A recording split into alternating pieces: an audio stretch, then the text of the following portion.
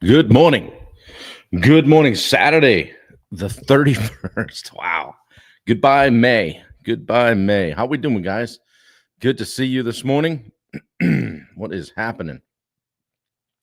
I don't have my back end support here today, so I'll be looking at the comments on the phone, I think. So unless she can make it public, but good to see you guys this morning. Pop in the chat. How you doing? And Matt Moore. I'm multitasking over here, guy. You got to give me a little, just a couple of minutes. Oh man, we might have a little special guest coming for you guys this morning. It's not who you think.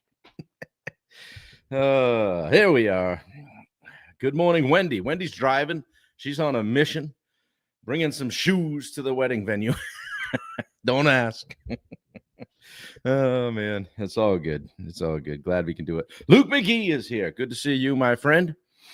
Dave Howard, dude, you're like the wallpaper around here. You're just here. I feel like I should be charging you rent or something. Love you, buddy. Good to see you. Dave Zemchek from Central New York. 10 out of 10 on this rainy day. Yeah, we went up and dropped. What did we do? Dropped Tyler off at the venue last night, and it was good. I got to see my friend John Gendron, but it was sunny out, really nice. Man, I wish they would get that weather for the wedding today, but doesn't look like it's going to happen. Might get a little sunny break later in the day. So Giovanni De La Cruz is here just after Bubba Hogan. Wow, if that's not just something, huh? George Ross. Wow, what are you guys doing? They're coming out of the woodwork this morning. Let's make sure we're live on Insta, even though I don't even know if Insta tells anybody I'm live. I was on a coaching call the other night. It was early. It was or the other day, I guess it was 1 o'clock. Matt Moore showed up, and I was just sitting there. I go, make sure you remember when I'm famous that I was showing up when nobody showed up. So Caitlin Newton is here. Good to see you, buddy. Hope you're staying dry in the rain today. Bubba says, I'm a 9 because I'm so fine. How's it going in Argentina? What time is it there anyway? You guys are eating good in the neighborhood. We did that last night. Went to Applebee's.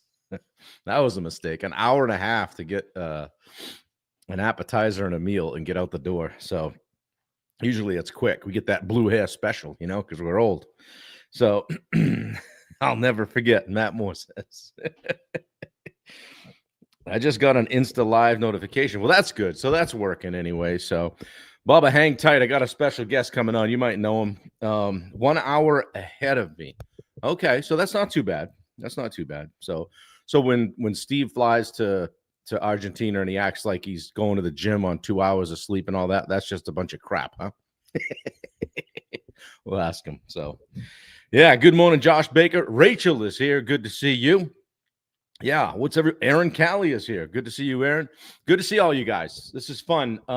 So I don't have my my back end support today, so I won't get probably get all the links in. But I think Steve Rosenberg's going to pop on and chat with us here in a minute. And I'll share the link. Bubba and I have been having some fun being part of his community, along with Richard Nordheim as well, Joni Wolfswinkle. So building out a powerhouse in the group coaching environment. So it's been kind of fun to be part of. You just don't know when you start something where you're going with it, and or where it will lead. So just try to be open to opportunities and see what happens, and go from there. So if he flew, it was a 9-hour overnight flight. Yeah, but he sleeps.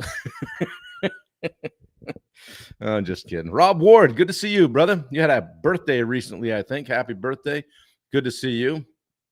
Yeah. Let me see here. How do we do this? All right. I think we can bring him in. Yeah. Leo was on too. Yeah. Good morning, Leo. Good to see you. Keep working out. I like what you're doing, man. Make sure you can lift more than Dad. And Aaron, hang on as long as you can, right? Just remember, kid, don't take the old man on until you know you can handle him. He'll tune you up in a heartbeat. So Bubba says to be the best, hang with the best. All right. Speaking of heavy hitters, We've got Steve coming in right now. How you doing, buddy? Can you hear me? What's happening? Yeah, I can hear you. Can you hear me? Yeah, be good because there's a remove button right over your face here on the stage thing. That's probably a good idea, actually. You want me to How- turn this sideways here for you? Is that better? Yeah. Yeah. What's happening? How was the gym? The gym was good. The gym was a little difficult. I will. Oh, he came off camera there. He'll figure that out. Did Hold you on. pick things up, put them down? Bubba's over setting the lunk alarm off at the other place.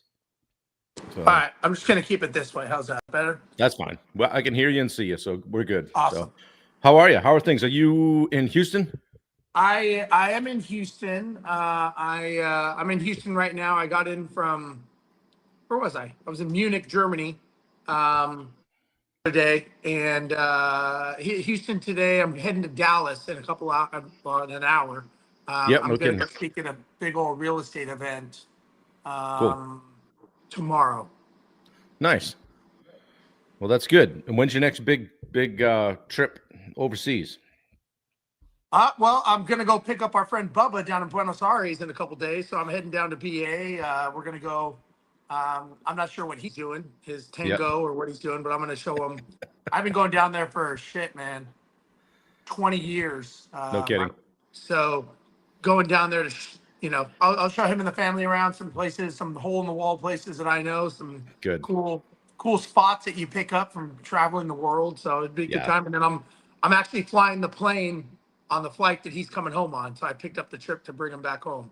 Well, that's cool. How much would it take to leave him there?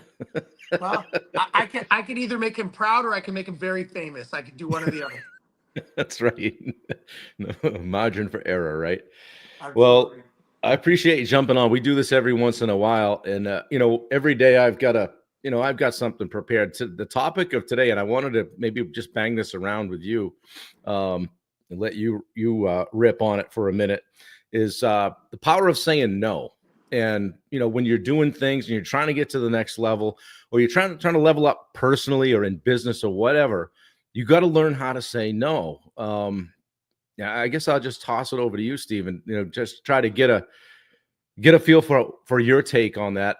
My favorite is I wish I could, even if I wish I don't. Right? If I don't wish I could, I might just say I wish I could. And the other thing is no is a complete sentence. And so, guys, if you're looking to level up or you're trying to do different things and looking at the people that are around you, yesterday or the day before yesterday, we talked about boundaries, right? So, Steve, we've been talking. What was this one called? It just escaped me. Oh, self-awareness was the 10. I've got to do a 10-day series, and we've been working on self-awareness. So, talk to boundaries, and so today I was going to talk about the power of saying no. What's your take on that?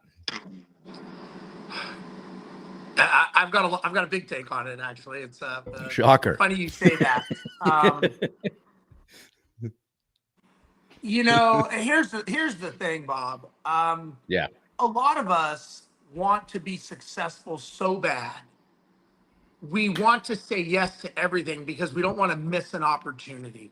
Right. Because we think that if we say no to a person or a thing, that could be the $1 million person or the $1 million idea that we lose. But, when last week when I had my ground school in Houston and we had Lee Labrada come and speak, and I just had him on my podcast yesterday, we talked about the power of discipline and the power of focus. And it comes down to that the reality is what that is that's the power of no. And I think all of us, myself included, are guilty of us wanting to have this amazing life that when we walk in the room, everyone stares at us and says, oh my God, there's so-and-so, he did it. And we want to be that champion for our families. And I think a lot of times that the only way we think we can do that is by exhausting all resources, which means saying yes. Yeah. I think the challenge with that is when we do that, what we don't realize is what's called the opportunity cost. And the opportunity cost is when we're saying yes to something, we are saying no to something else, because our brains are computers. We can only do one thing at a time. This term called multitasking, it actually doesn't exist. There's no such thing as multitasking because your brain can't do two things at once. We can do what's called alternative tasking, where we can go back and forth very quickly, but you can't do two things at once. So when people tell me they multitask, what they're telling me is they're not efficient. Because when you are focused and you have laser focus on one thing and you have that discipline, you are so dialed in that nothing will get in your way. So as an example, if I was, as an airline pilot and I'm flying a Boeing 777 and I'm landing in a snowstorm, is that the time you want me to take a sales call? Nope. No, that's the power of no. You're like, okay, let me do this and then I'll do that. Right. When we are, in the aviation world, when we are, let me rephrase this.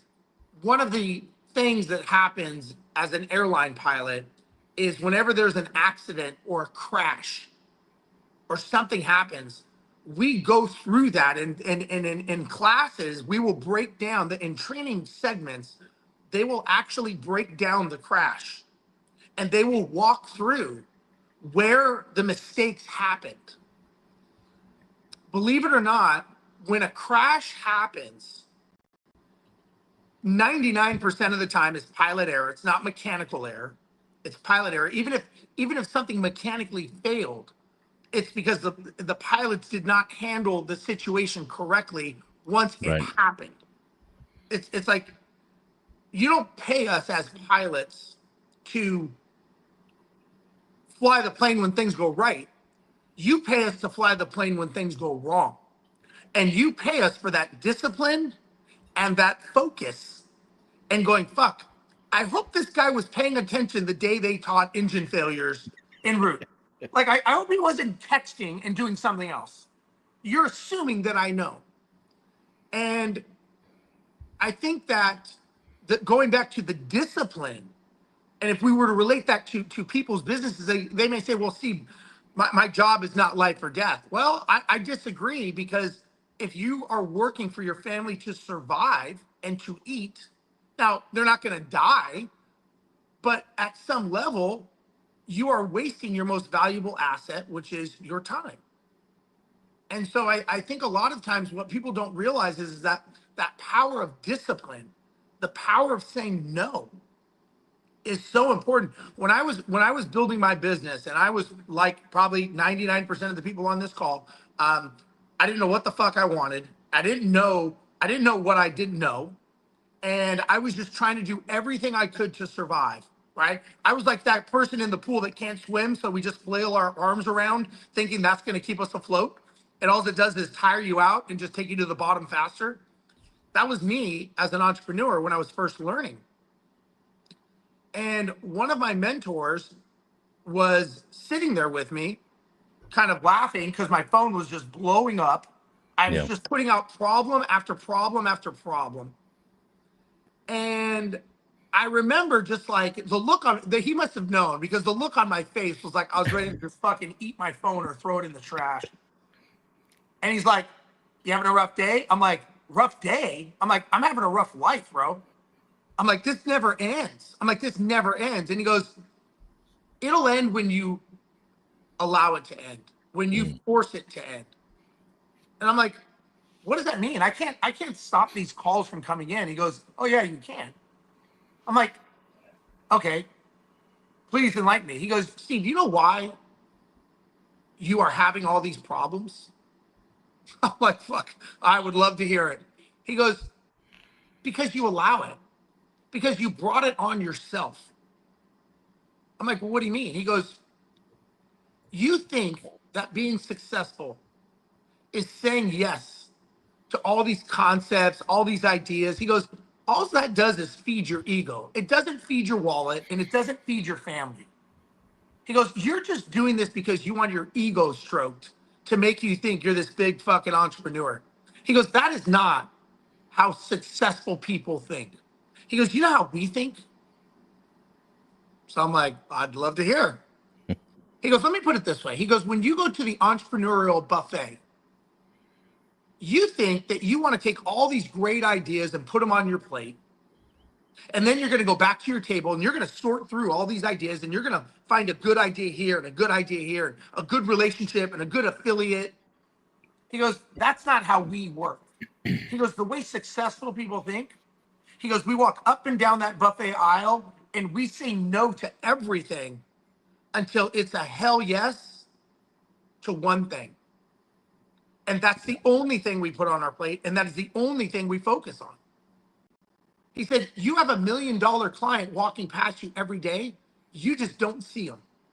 And so the reason I bring this up, the reason I say this is important is because when I go speak to 800 people tomorrow, I'm going shooting today, but tomorrow we're going to go, I'm speaking to their VIP for Brandon Turner, a big real estate guy. What I'm going to be talking about is, are you doing $10,000 ideas or are you focusing on $10 an hour tasks? Because you probably have a notebook full of ideas, but it's busy work that is keeping you from opening that notebook and actually taking the $1 million idea and implementing that. And the reason I bring this up is for people that are watching this, that should piss you off. That should upset you that you have created this environment like it did to me. And sometimes we don't do something until we get pissed enough to go, enough is enough. I'm fucking done doing all this stupid shit for other people. It's time for me to do for my own. And I can only say this out of my own experience. I don't know if everyone else has this, fucking riding unicorns over a rainbow every day, farting Skittles. I don't know. But the reality is, life is tough, man. Business is tough. Yeah. And it doesn't get easier. Look, Bob, you know as well as I do, it doesn't get easier. You have to get better. And the only way you get better is discipline. So that's my preamble to your question. Yeah. Well, it made me think of one thing about problems. Just the last thing, really not related to saying no. And thank you. Talk for a minute about, people. I deal with a lot of people that are, going from 500 to 1.5, right? They're getting their shit together, right? Getting to be better at business. And they're like, hey, when I get to $1 million, I won't have these problems. Or when I get to 2 million, these problems are going to go away. But guess what comes in? All the problems that you have at the next level, right? So, and you have to get better at dealing with those. And yeah, some of the other stuff, you win some of those battles, but you're still in the war. Talk about that for a second, Steve, about how, we're never really there. It feels like someone's always moving the goalpost. Look, we are in the solution business. As an entrepreneur, what we do is solve problems. If somebody doesn't have a problem, you're out of business. So if we go off of that model, solving problems, the bigger the problem that we can solve, the bigger paycheck we get. Yeah. Solve big problems, get big paychecks. If I fly a little Cessna 152, I'm going to get about 3 people to a destination.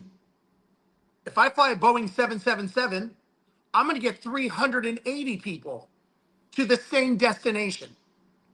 Which one do you think I get paid more for? So think about this.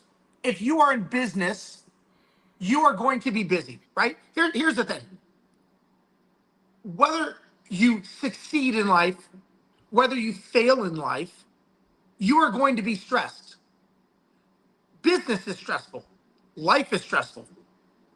Pick your stress because it's going to fucking happen. You are going to be stressed. You are going to solve problems. For people to assume that when you get to this number, this fictitious number that you fucking made up in your mind, like, oh, when I get to 1.735 and 50 cents, that's when I'm going to bust through this bubble. And my life is going to be amazing. And we're going to be singing and running through the fields together, holding hands. And this is going to be this amazing life. You've never been there before. So what makes you think you're going somewhere you've never been? You don't know what it takes. You may not even be the person to ever get it there. It's kind of like, Bob, like when I talk to people about coaching, you and I coach people. And people say like, well, Steve, like now's not a good time. When I make more money, I'm good. Then it'll be a good time. I'm like, that's funny. you're assuming that you're actually going to make more money, number one. And then number two, you're assuming that miraculously you're going to find this big bubble of time that has just been sitting in your car in the trunk that you didn't even know existed. You're like, holy shit, I'm now making $2 million and I just found 5 hours a day that was just wasted. How did I not notice this 5 hours? I'm like, and what I've learned, Bob, is like people think they need more information to be successful. They don't need information to be successful. And they think that I just need time. Bob, like I just need time to build $1 million business. Yeah. See, what people don't understand is you don't need more time. You need information to make a decision. And where people fail is they don't make a decision. I get people, as you do, as we all know, people will bitch and complain about the fact they don't have a multi-million-dollar company. They don't have what it takes.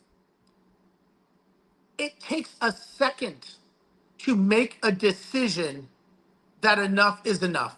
And once you actually make that decision and you say enough is enough, only then does change happen. It's kind of like, and I'm not saying this has happened to me, but I'm saying I know people like this, that you indulge over the holidays and next thing you know, you try to button your pants and you're like, fuck, okay, I either have to buy bigger pants or I've got to do something about this.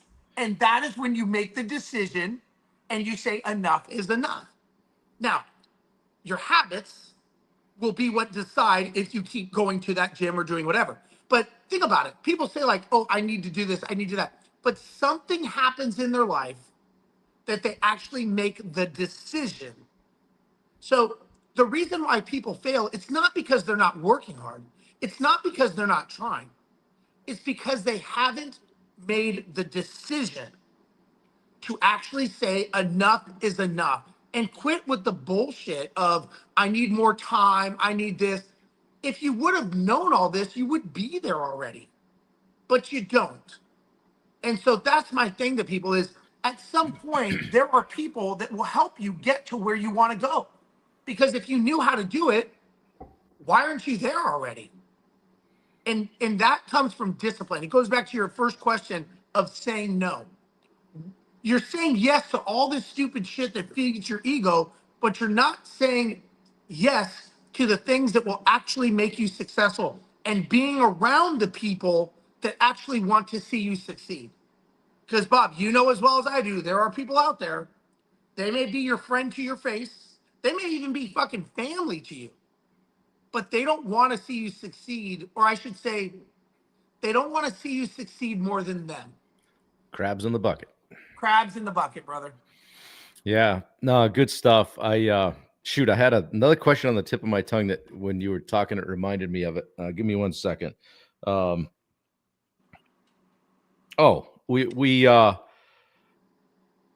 You've said a lot of things to me in the last 6, 8, 10 months. And some of them I'm like, fuck, what a dink, you know? And then others I'm like, even this morning on text, you know, I'm like, yeah, shit though. He's right. And I'm all about that. And that's one of the things I think that you and I enjoy about one another. We just bring it, and it comes from a place of respect and love. So I appreciate you. And I think from time to time, people, and I said this when I came down to the event in Houston, is that people might be surprised. Well, what do you have Steve on for? He's a coach and he does this. Well, Steve and I are doing some things together, and it's really, truly a case study, and a rising tide lifts all boats. And Steve, so you talk to people all the time about coaching. Let's get into it a little bit. I talk to people all the time. We might be on a sales call. Let's talk about one of the, I won't say funny, but one of the things that I've heard you say to somebody that's like, we're talking about coaching, or maybe they're making a decision, and you ask, hey, where do you think you'll be at the end of the year if you don't change something? And that's a really sobering thing. And guys, we're talking coaching, we're talking business, but there's a bunch of people on here that maybe don't have a business. This can apply personally too. Okay, this same concept is, where do you think you'll be at the end of the year if you don't change anything? Speak to the root of that comment. Steve, if you Yeah, will. here's the thing, Bob, and this is something that, listen, and it has nothing to do with business. Business is life, right? Yeah. I'm a big believer, business is life. And I always ask people, there's a new economy. There's a new environment, right? What happened during COVID? What happened during fucking Biden? Everything changed. Everything changes. Everything is seasons. We have good seasons. We have bad seasons. It never stops changing. And one of the things I've realized is that when it comes to seasons, everything changes. Economy, our mindset, tariffs, this and that. My question to the people that are on this call is, what are you doing to change yourself? Like, how are you actually becoming a different person? Because if you want change and everything around you is changing, except you have not changed, maybe you're the problem. Mm. Because life is going to keep changing. It's not going to wait for you or I to go, yeah, I think I'm ready to start reading a book now to better myself. I think I'm ready to start losing weight. I think I'm ready to be the husband or father or wife or child to my parents. Like, it doesn't wait. The tide doesn't wait to say, okay, Bob, are you ready now? Because now tide's about to go out. Are you ready, or do you want us to wait a little bit more? So I think what we don't realize is the one thing that we take for granted is we think we have time. We think there's always going to be time in the future. Why? Like, why? And listen, I'm as guilty of this as everyone else. Something I put off. And I go, you know what? In the future, I will this. But that's a big assumption, bro. I mean, listen, you know my story with personal tragedy with my son. Mm. There's no such guarantee of time. And we are here for a very, very, very limited amount of time on this planet. And I think we just have to ask ourselves, how do we want to live it? Do we want to live it like we're always saying one day? Or do we say it's day one? It's time. It's time to start. It's time to take action. It's time to move forward. And some of that is being around like-minded people, being around people that are friends. Listen, there are, last time I checked, 7 or 8 billion people on this planet. If someone tells me, as soon as somebody says to me, why do you talk to Bob? He's a coach. That is not a person I want in my circle. It's very simple. I'll be respectful, but I know that person is out of my life because they're not someone I want in my life. They're thinking of constriction. They are showing their colors by what they say to me. And I don't say anything. Okay, cool. But the odds of them really hearing from me again are slim to none because they are not the person that is going to get me to the next level of life that I want to be at. I think you and I and a lot of people out there, if we truly believe that we are helping people, and I mean helping, not helping my bank account, right? But if I truly believe that I am helping you, Bob, become a better person, or Bubba, or Richard, or anyone that I work with, all the hundreds and thousands of people that I've coached over the years, and I don't do it, then you should question my morals and my ethics. If someone says to me, why are you hanging out with Bob? He's a coach. They've already shown me who they are. They've already fucking told me. I would tell them, you know what?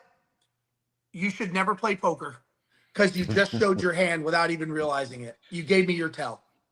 So One of the things that you said to me early on was, dude, I'm going to help you. I'm like, okay, you go, come to Houston, copy my shit. And I'm like, yeah, who is this guy? Right. And so I've always appreciated that. And it just aligned with how I go at it too. Like, I'm not worried about, and I've had some clients that have crossed over to you, and now we both have some of that, and confident enough in both of our abilities to be able to help people together, and which is really kind of pretty cool combination, I think. it is. And listen, I go back to, I use the analogy of Michael Jordan. I think he was the greatest athlete in history, yet he practiced 8 hours a day, every single day. Yeah. He had 5 coaches, and I don't believe natural talent is what got him there, because he got cut from his high school basketball team. Right. So that tells me that talent is not what is going to be the end all be all. It's people like you and I. You're going to say something that someone's going to go, oh, wow. I may say the same thing and they're going to go, what a moron, and vice versa. So it's, Right. you know, the thing is if what people don't realize is when you're getting coached by someone, they are buying, what they're paying for is the thousands of entrepreneurs that have come before you and the thousands of mistakes that you and the entrepreneurs have made that you are shortcutting for them. Is it possible that you have different mistakes in your life and I have different mistakes in my life that we are going to help someone avoid? Yeah. So what are we doing? We are compressing someone's time to speed up their success cycle. That's all we're doing. If I said, hey, Bob can get you there at 25 miles an hour, I can get you there at 26 miles an hour, but together we can get you there at 75 miles an hour. Which one do you think you should take? Well, fuck, you're going to get me there quicker. I'm going to make more money. I'm going to have my life better, faster, and sooner. If, you know, again, I use the example. If something cost you $100,000, but you made $1 million as a result of it, would you do it? If the answer is no, I'm not the guy for you, because I want people to say, you know what I've learned, Bob, is we tend to waste the thing that we value the least. People tend to waste their time and they hoard their money. And I tell people, you are going to pay the bill. You are going to pay for your lesson either in time or in money. You choose how you want that bill to be served, because yes, investing in your success is not cheap. Although, wait until you get the bill for failing. It's much fucking higher and you have nothing to show for it but regret and lost time. And that's where I think is so valuable. Me, you, Bubba, Richard, we are here helping people. What are we doing? We are compressing their cycle time to get them successful faster. I have a life, you have a life, Bubba, we all have experiences in life that we are bringing to the table. That's why, when we do this daily sales training, we had a meeting yesterday talking about it. Mindset Monday. Bubba has a mindset. You have a mindset. I have a mindset. It should not be the world according to Steve. It's the world according to success. And we all have a different roadmap to get to success. One of the things that tells me that you're committed to that is that you're now referring to yourself as the Rosenberg Group. Yeah. And it's not like, you're every great company has the D personality out front, but you've kind of come around to the fact that in order to, it's that if you want to go fast, go alone. If you want to go far, go together. Right. Yeah. Yeah. That's totally cool. Guys, Steve mentioned his son Jet a few minutes ago, and I put in the link, the foundation that Steve and his wife created for Jet. It's called the Live Like Jet Foundation. Steve, the link's in there. Thank you. Tell us a little bit about the foundation and the purpose behind it and what it accomplishes, if you don't mind. Yeah. So my son passed away 2 years ago at 19. He was in a motorcycle accident. Sadly, the one thing that he and I loved doing, one of the many things, but we loved doing together, and he was struck down on a motorcycle. He was a welder. He was going to school in the trades.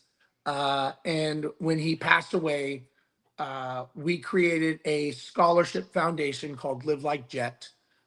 He was an amazing kid, as all of our children are. Traveled to 20 countries. He bought a rental property at 14 years old, 2nd-degree black belt, was a drummer in a Metallica band. I mean, honestly, the kid lived a full life. Unfortunately, it was compressed into 19 years. And so my wife and I wanted to create something in honor of him and in honor of his life and his legacy. And we created the Live Like Jet Foundation. And what the Live Like Jet Foundation is for kids that need financial assistance to go to trade school, welding, automotive, electrical, HVAC, all the things that we do in life and that we need. Unfortunately, a lot of kids do not have the financial means to do it. So this is a 1,000%, everything goes to that foundation. We just graduated a kid from Tulsa Welding School. We put about 6 kids through school. We're also expanding it now to help kids with getting certifications. So, I've got some kids that are working for an electrical company running conduit lines through subdivisions for housing. And so it's a skill. They had to get a certification. We help them get it through the foundation. And so this is all generated through people that generate and donate charitable to the Scout Foundation. I go to the high schools. I speak to the high schools to get these kids to realize that college isn't for everybody. It's not for everybody. And for the ones that want to try something different, I think the trades is an amazing way to build your life, and it's an amazing way to have that life that you want. And so we started this for him, and we've gotten several kids. We probably about 6 or 7 kids so far, all the way through school. Several of them we're taking scholarships right now for the next round, interviewing the kids, and it's a way to keep his name and his legacy alive. So that's what it is. Yeah, that's great. And I've seen you speak on it, and it's a lot, man. So we're thinking of you. Guys, I put the link in there a couple of times. If you feel so compelled, that'll get you to the Live Like Jet Foundation website. And if you want to make a donation, I would encourage you to do that. We did that when Steve came up in February. Yeah. We, as a group at the event, we were able to push some money that way. Yeah, that was very, very kind. And it was good. So, hey, I talk a lot on here. I'll mention, hey, Steve Rosenberg, or I'm talking on the Daily Sales Accelerated today, or I'm going to Houston for the 2-day.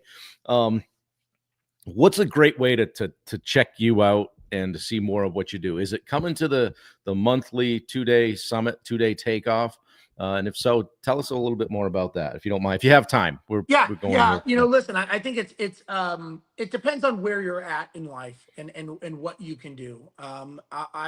Listen, I know coming to Houston is a commitment. You've got to get tickets and stuff. I give complimentary tickets because I believe that if you're willing to make the trek out here, I want to give you something, and the gift is I'm going to give you my time. I'm going to give you 2 days of my time because you're making the commitment, and I believe it should be met and reciprocated. There's probably people on here that have been to my 2-day events. It is extremely, extremely valuable in the sense that we go over mindset, how to become that leader, that the vision of your company, the goal, the date that you actually reach that goal, and what it takes to have the mindset to not only get people that want to work for you in good times, but stay with you in bad times. Then I go into all the marketing mistakes that people are making right now, how to make sure that you are marketing your solution to their problem for your A clients, creating a referral program, getting repeat customers, and making the cash register ring multiple times, because recurring revenue is the key to success in your business. It is a jam-packed day one from 9 a.m., 9:30 to 5 p.m.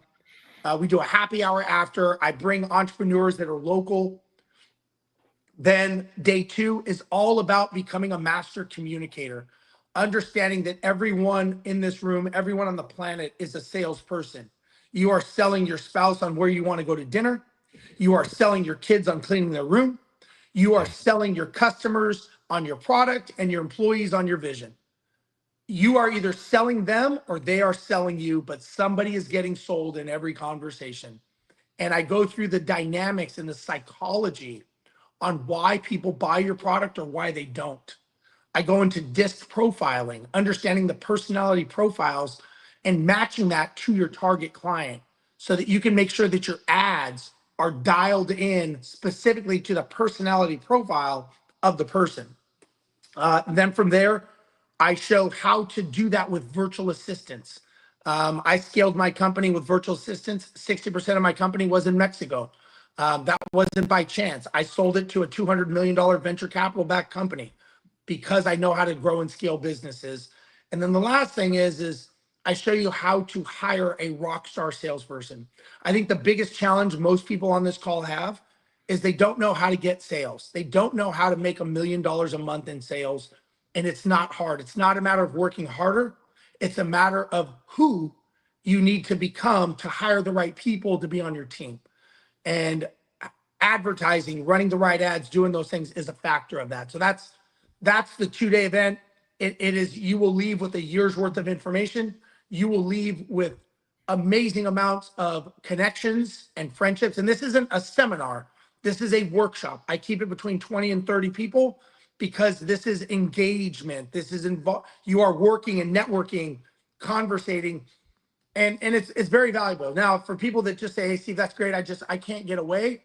I created the Daily Sales Accelerator. Every day, Monday through Friday, me, Bob, Richard, Bubba, Joni, we're all on there talking about how to increase your revenue so that you can come to do something like this. And for those of you that want to try it, I'm sure you can talk to Bob and we'll give you a 7-day free trial. Come and check it out. Let's date before we marry. Let's see if this will be something that changes your life. And you know who you are, you know that you need more sales. If you don't do something, you're going to have another year of almost enough money, almost enough time with your kids. If you want a different life, you got to do something different.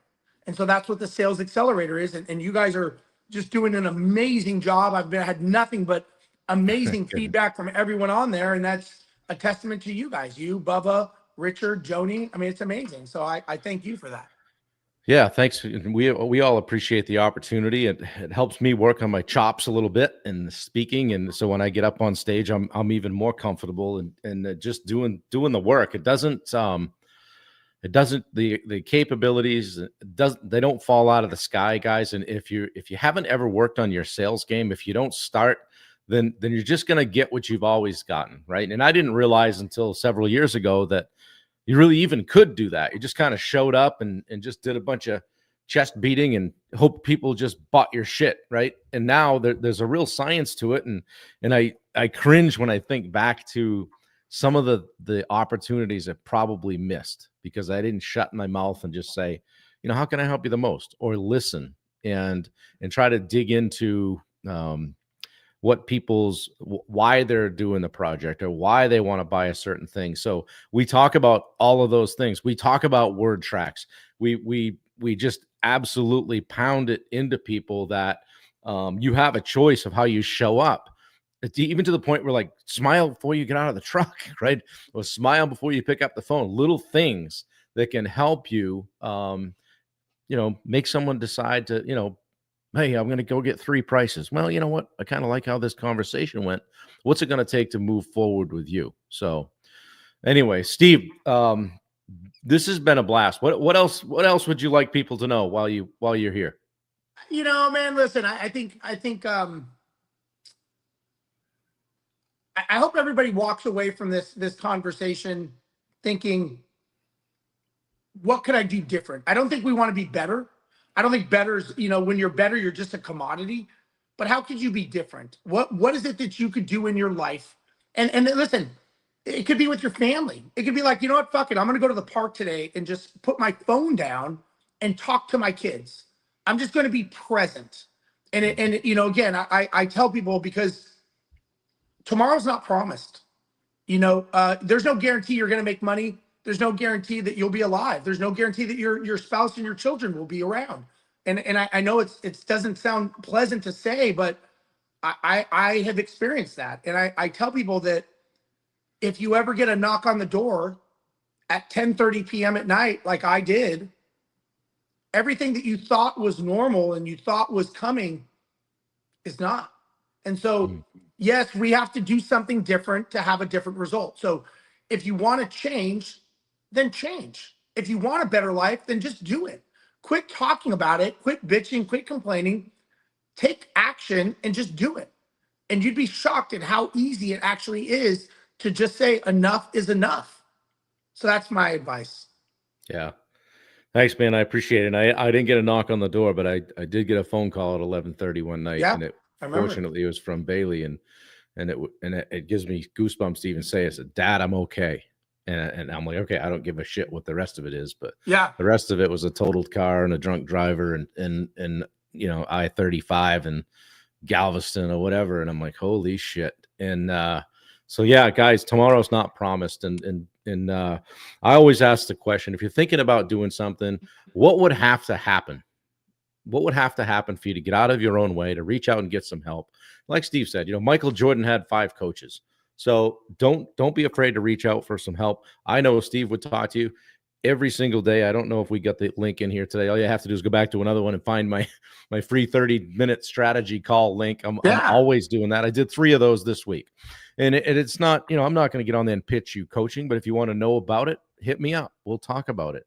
And if you could call me and say, hey, should I work with you or Steve? We'll have that conversation. We'll get Steve on the phone. I don't care. Right. Yeah. And as Bubba says, a rising